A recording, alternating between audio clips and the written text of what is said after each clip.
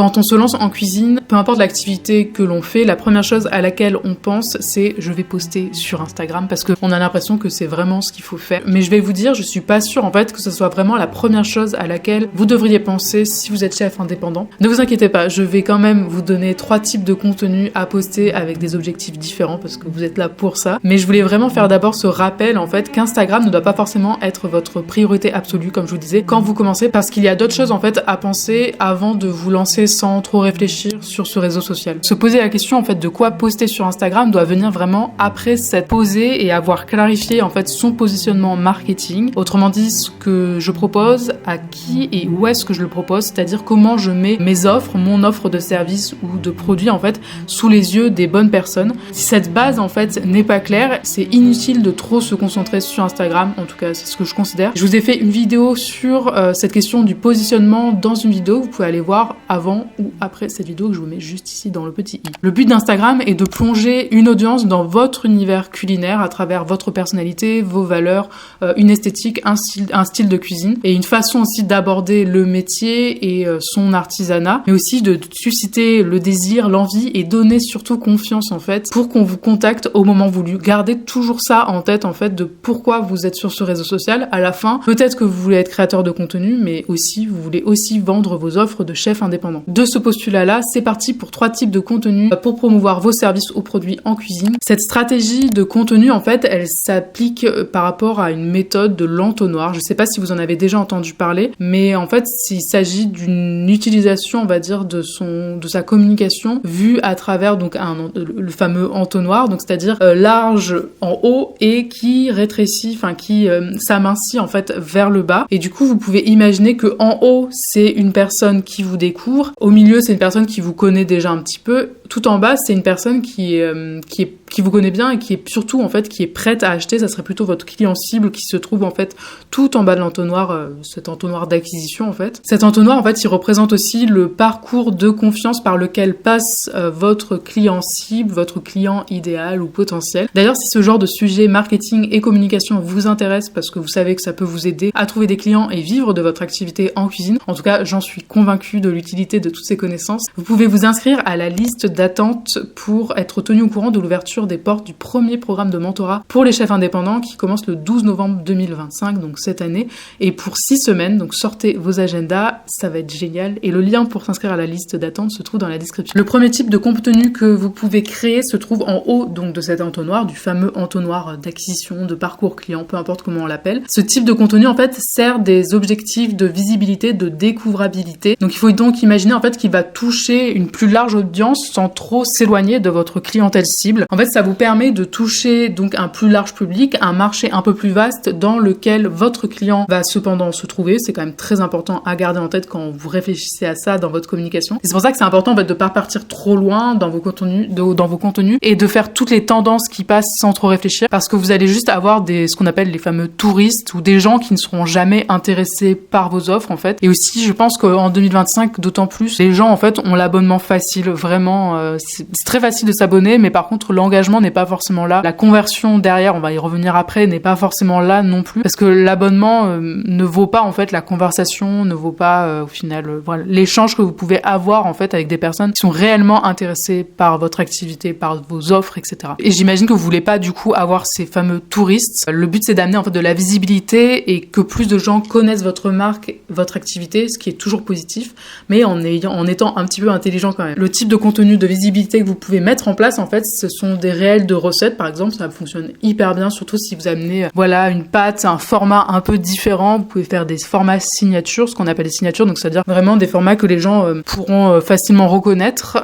Ça marche hyper bien. Vous pouvez faire des vlogs aussi pour montrer un peu comment vous travaillez, ce que c'est le quotidien de chef indépendant, ou en tout cas dans votre activité si vous faites des gâteaux à la maison par exemple. Moi personnellement, c'est le genre de contenu que j'adore regarder, toutes plateformes confondues. Vous pouvez faire un carrousel où vous donnez votre point de vue sur un phénomène en cuisine. Et bien sûr, j'en ai déjà parlé dans d'autres vidéos, l'esthétique prime aussi, l'esthétique est importante et peut se suffire en grosse partie dans votre activité, dans votre communication. Donc en fait, un montage d'une jolie table peut toujours faire son petit effet. Je pense qu'il y a plein de réels, en fait, même des réels qui sont assez courts, genre par exemple, genre 5-6 secondes. Du coup, il y a la boucle qui se fait assez facilement. C'est des réels qui font pas mal de vues. Et en fait, ça, encore une fois, ça amène de la conscience, ça amène de la portée, en fait, à votre marque et peut-être votre message aussi. Je parle vraiment de visibilité parce que je sais que beaucoup disent le contraire, mais les chiffres comptent, je pense. C'est-à-dire que le nombre d'abonnés fait toujours son petit effet, même si, oui, c'est loin d'être la garantie, en fait, derrière de faire des ventes, mais ça reste, en fait, un atout. En fait, reste à utiliser ensuite les bons leviers, mais c'est ce qu'on va voir dans notre deuxième type de contenu. Donc, le deuxième type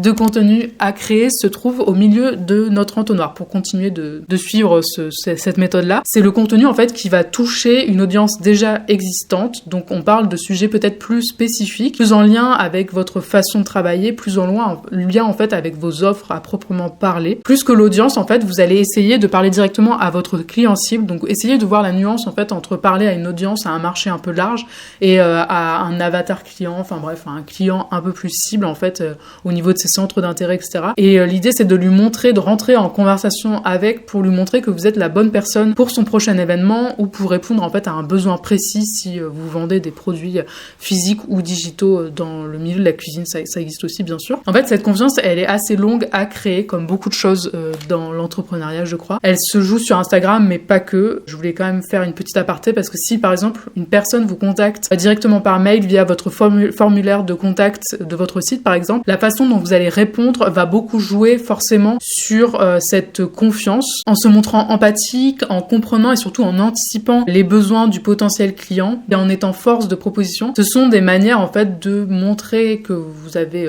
confiance en vous déjà et que du coup, une personne en face peut vous faire confiance, vous montrer de l'assurance, tout simplement.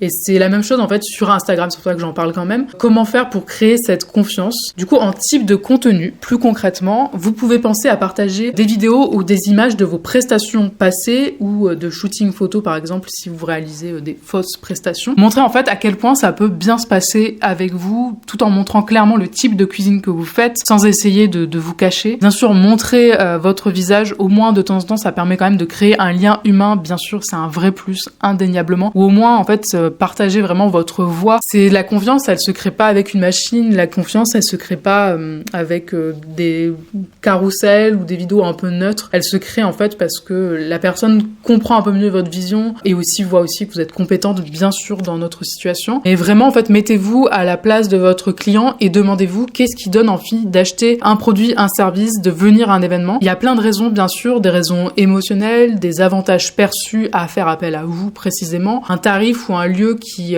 convient. C'est aussi très très important, surtout dans l'organisation d'événements physiques, en fait, mais aussi, en fait, le feeling que vous avez en voyant une personne. Et ça, c'est vraiment quelque chose à ne pas sous-estimer, dans le sens où, qu'on le veuille ou non, on marche quand même beaucoup à l'intuition, même si on le rationalise pas trop, parce que de toute façon, c'est de l'intuition. C'est quand même à prendre en compte, d'où le fait de oser, enfin, de se montrer, de montrer son visage, etc., parce que ça va permettre, en fait, de à la fois briser la glace et à la fois permettre à votre client potentiel, en fait, de se positionner, en fait, et de se faire une première impression qui est hyper importante. Quand la confiance est installée, nous arrivons tout en bas, tout au bout de notre entonnoir. Il nous reste à penser à des contenus dits de conversion. Troisième et dernier type de contenu, c'est sûrement pas celui qui aura le plus d'engagement sur votre profil, mais il est quand même assez important. La conversion, pour vous donner quand même une définition, c'est la transformation d'une personne intéressée par vos services, qui vous demande des renseignements par exemple, en un client que vous signez, avec qui vous signez un devis ou un contrat. Donc là, on passe au dur. C'est la personne qui vous ramène de l'argent, tout simplement. En fait, ce moment de la conversion vient forcément après avoir réussi à établir un lien de confiance dans ce qu'on a fait dans notre deuxième type de contenu. On crée ce type de contenu, en fait, pour rappeler à votre audience, à notre audience, en fait, sur Instagram. On n'est pas là juste pour créer des vidéos et partager des recettes, à part si c'est votre business model, ça peut être le cas, mais là, je pense que c'est pas le cas si vous regardez cette vidéo. Mais aussi pour vendre vos services. Donc, vous n'êtes pas juste un créateur de contenu, vous êtes un entrepreneur, vous êtes un freelance, là, pour vendre vos services. Et gardez-le en tête vous-même et aussi essayez d'avoir cet impact chez les autres, en fait, de montrer que, voilà, vous n'êtes pas là juste pour poster vos recettes. Surtout qu'en fait, les ventes se passent de manière asynchrone, donc c'est-à-dire, elles sont pas synchronisées avec un moment T, dans le sens où une personne ne peut pas passer à l'action immédiatement et acheter un de vos produits, puisqu'il s'agit d'un service qui se passera peut-être dans 1 mois, dans 2 mois, dans 3 jours, mais c'est asynchrone, donc c'est pas le besoin en fait, il est pas synchronisé avec l'acquisition réelle, l'acquisition en temps réel. Je sais pas si c'était très clair, mais bon, c'est pas grave. Quand on comprend du coup que tout se passe un petit peu en décalé et qu'en fait au final il s'agit surtout pour nous de planter des graines dans le cerveau des gens en postant sur Instagram, si c'est un canal que vous choisissez d'utiliser. L'idée c'est de vraiment de rappeler à votre client essentiel que vous existez et que votre activité existe et que vous avez donc une offre à vous proposer, comme je vous disais. C'est la partie avec laquelle on peut être le plus mal à l'aise, je crois. C'est dur de vendre ses services, c'est dur d'avoir l'air de se vendre aussi. Ça mériterait toute une vidéo à ce sujet. Dites-moi en commentaire si ça vous intéresserait, parce que je pense que j'ai fait un long chemin dessus, enfin de déblocage aussi, et je serais ravie de vous partager mon humble expérience. Et plus concrètement, donc le genre de contenu de conversion que vous pouvez poster doit inciter à passer à l'action. C'est vraiment le principe des contenus de conversion. Vous pouvez régulièrement expliquer en fait comment travailler avec vous via par exemple un appel découverte. Est-ce que on doit vous contacter par mail? Est-ce qu'on peut vous contacter via un formulaire de contact sur votre site? Montrez le chemin en fait. Vous pouvez partager des témoignages, partager régulièrement vos disponibilités du mois suivant, de l'année, en fait, montrer votre agenda, montrer quand est-ce que voilà, vous êtes dispo. En bref, montrez donc le chemin, comme je vous disais, qui doit être simple et clair pour travailler avec vous. Le but est de diminuer un maximum en fait les frictions, les interrogations que la personne pourrait avoir dans son parcours et de doucement rappeler du coup que vous avez quelque chose à vendre sans forcer la vente non plus. En fait, vous forcez personne, vous rappelez que votre offre est là, que quand il en aura besoin et vous montrez comment en fait vous contacter tout simplement. J'espère que cette méthodologie vous aidera à y voir plus clair. Dites-moi en commentaire si vous connaissiez ce principe de l'entonnoir pour qualifier le parcours d'un client. Je trouve que c'est assez parlant et assez aidant en fait pour la suite. De toute façon, on se donne rendez-vous à partir du 12 novembre 2025 et pendant 6 semaines pour parler de tout ça dans le programme de mentorat pour les chefs privés et chefs indépendants, tous les freelances de la cuisine. Le lien vers la liste d'attente pour être tenu au courant avant tout le monde et avec des bonus exclusifs et des mails aussi, des petits mails que je vais bientôt envoyer avec plein de pépites aussi. Donc ce lien se trouve dans la description de cette vidéo. N'oubliez pas de vous abonner, ça fait toujours plaisir. Merci pour votre temps, votre confiance. Bye.